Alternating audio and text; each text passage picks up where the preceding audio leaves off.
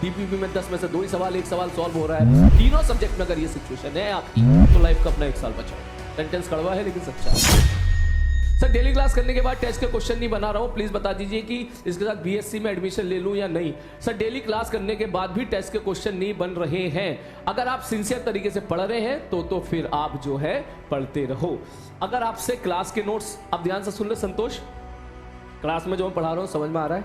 पहली चीज, क्लास के जो क्वेश्चंस हैं वो जब रिवाइज कर रहा है तेरे कंट्रोल में है। दूसरी चीज, डीपीपी के क्वेश्चंस उससे अगर 70% 60% बन रहे हैं। तीसरी चीज, चौथी चीज, जो भी क्लास नोट्स पे बेस्ड क्वेश्चंस हैं, क्लास नोट्स पे बेस्ड क्वेश्चंस जहां तुझे एचसीबी पे देखने के लिए मिले, मॉड्यूल में देखने के मिले, अगर तू 50% से ज्यादा बना ले रहा है तो बढ़िया तरीके से पढ़ता रहे।